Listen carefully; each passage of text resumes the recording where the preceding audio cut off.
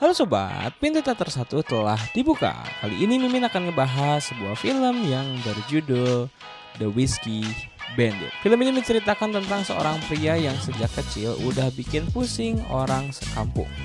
Kebiasaan bocah ini ya apalagi kalau bukan nyuri, sampai-sampai orang tuanya nggak kuat buat ngurusin dan ujung-ujungnya dia dimasukin ke institusi militer biar kapok. Bukannya kapok malah makin jadi. Setelah kabur dari institusi itu, dia sukses jadi perampok kelas berat 27 perampokan. Tapi bagaimana ya akhirnya kisah hidup si bandit whiskey ini? Oke, tanpa menunggu banyak lama, mari kita mulai intro.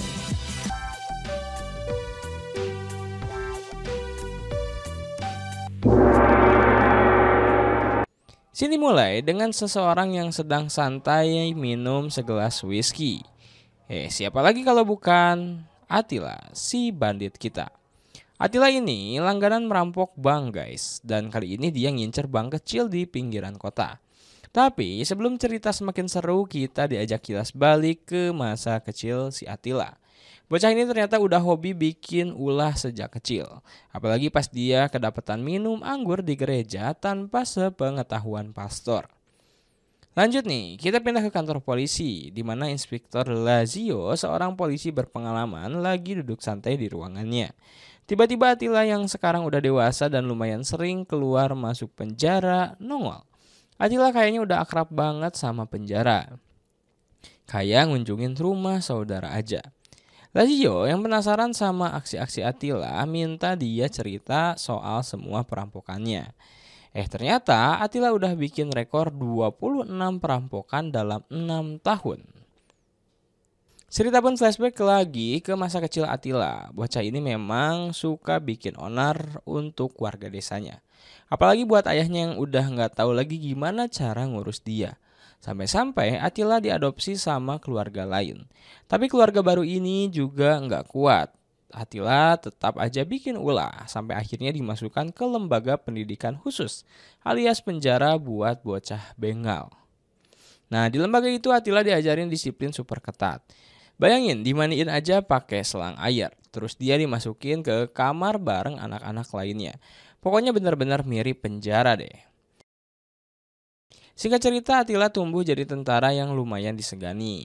Dia jago nembak dan jadi penjaga penjara.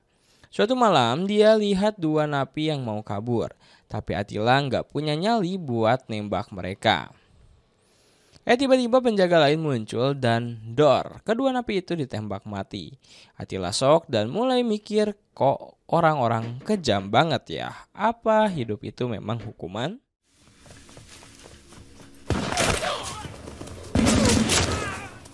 Setelah mikir panjang, Attila akhirnya memutuskan buat kabur dari kehidupan militernya.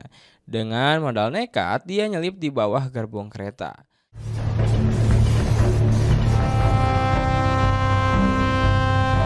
Sampai di Budapest, Attila memulai hidup barunya. Nggak pakai lama, dia malah nyolong baju orang di toilet umum. Ya, biar nggak ketahuan lah ceritanya. Sejak saat itu Attila merasa dirinya bebas merdeka. Lanjut, dia punya mimpi buat jadi pemain hoki. Ia meskipun bekas tentara kabur, cita-citanya mulia, jadi kiper hoki. Dia pun nekat daftar di klub hoki lokal. Namun, nyatanya Attila butuh banyak latihan agar bisa masuk tim utama. Ya, nggak segampang itu Ferguson. Sang pelatih yang kita sebut saja si botak sebenarnya masih ragu-ragu buat naruh Attila di bangku cadangan. Tapi karena kasihan diterimalah juga. Di ruang ganti Attila yang enggak punya tempat tidur rela kerja jadi OB alias tukang bersih-bersih. Asal bisa dapat tempat tinggal.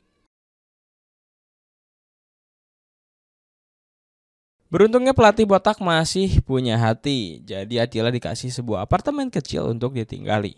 Tapi nasibnya mulai membaik karena teman-teman hoki di klub itu ternyata asik-asik. Satu waktu pas lagi nongkrong bareng mereka, mata Attila langsung kelepek-kelepek lihat cewek cantik yang langsung bikin hatinya berdebar. Ya maklum, sejak kecil hidup di militer, jarang ketemu cewek.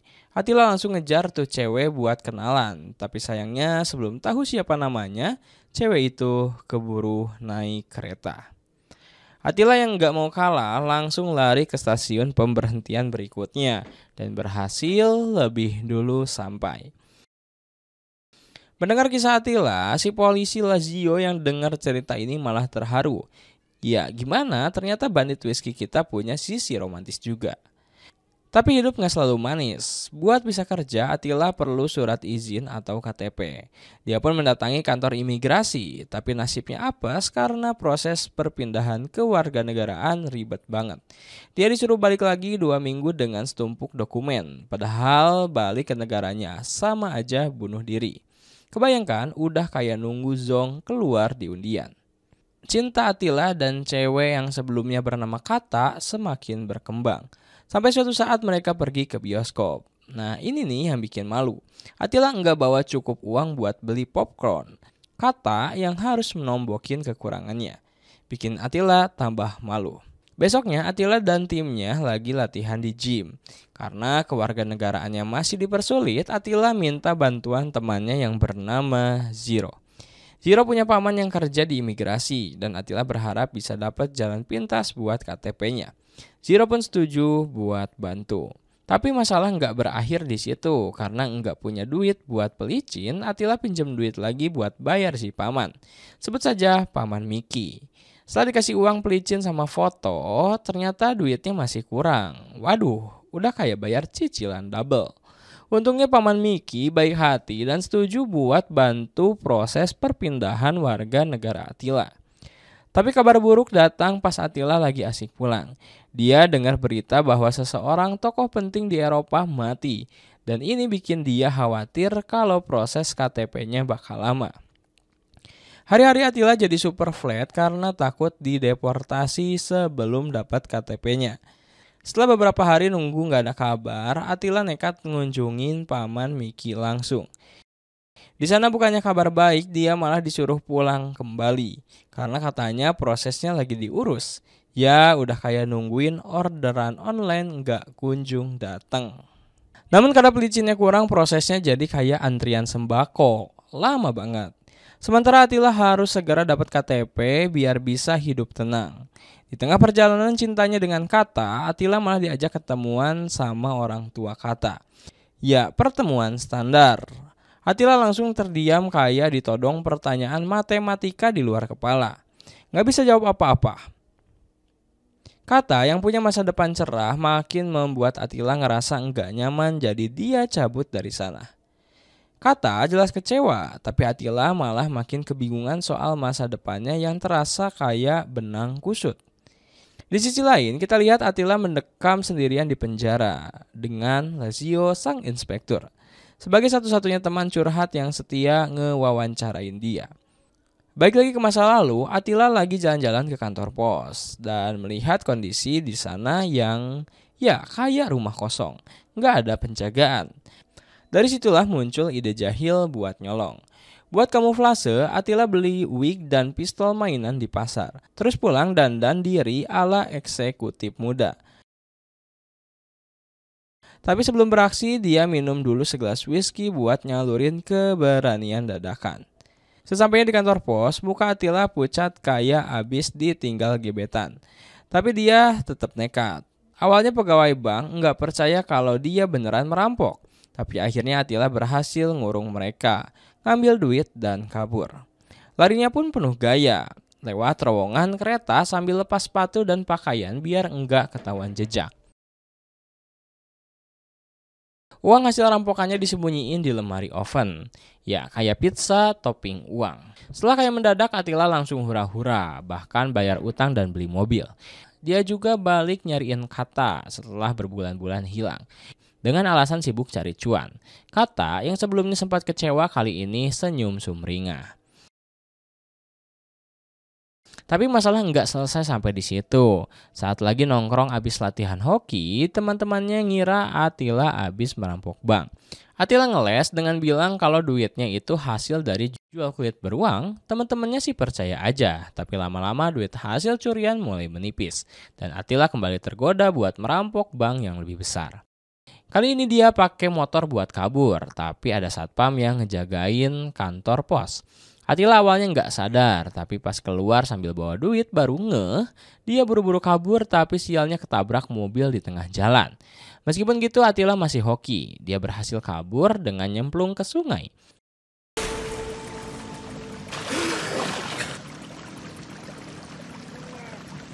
Dari situ aksinya makin menggila, merampok bank demi bank sampai jadi kaya raya dan tambah doyan whisky. Makanya dia dijuluki Whiskey Bandit.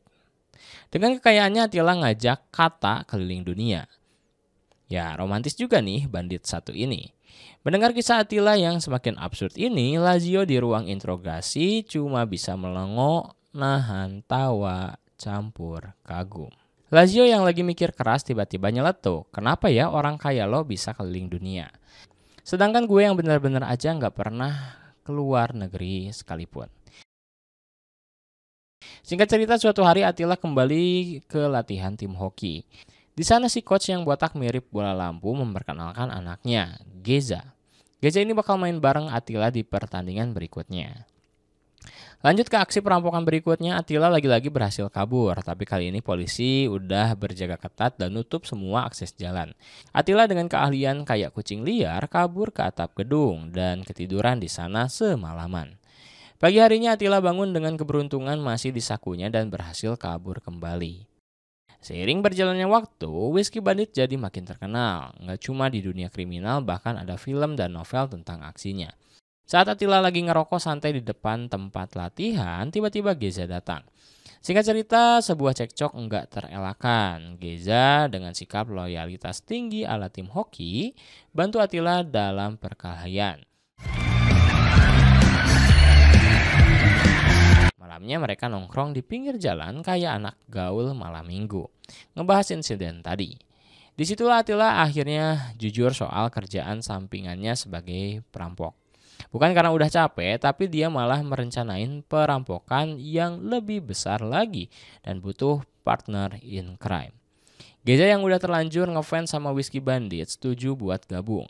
Akhirnya mereka berdua merencanakan perampokan di sebuah bank besar. Geza dikasih tugas jagain pintu keluar sambil ngamanin satpam.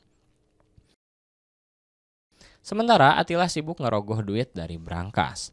Dan tentu saja ciri khas Attila nggak ketinggalan. Nyimpen satu botol whisky sebagai kenang-kenangan. Perampokan pun berjalan lancar dan mereka merayakannya dengan gaya. Tapi nggak semua berjalan mulus. Suatu hari setelah latihan hoki, Attila ngelihat Geza lagi cerita tentang perampokan mereka.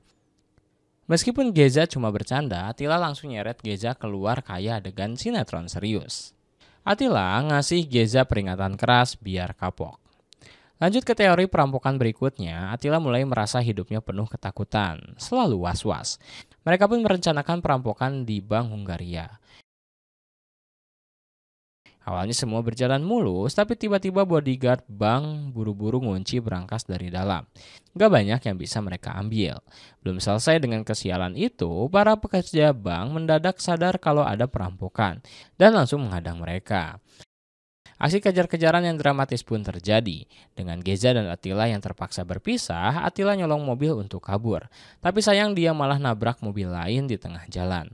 Untungnya mesin mobil masih nyala. Jadi dia bisa lanjut kabur. Walau dengan polisi di belakangnya, namun kali ini nasib Attila udah di ujung tanduk. Setelah tabrakan dan kejar-kejaran itu, Attila siap berhasil kabur. Namun kali ini nasib Attila sudah di ujung tanduk.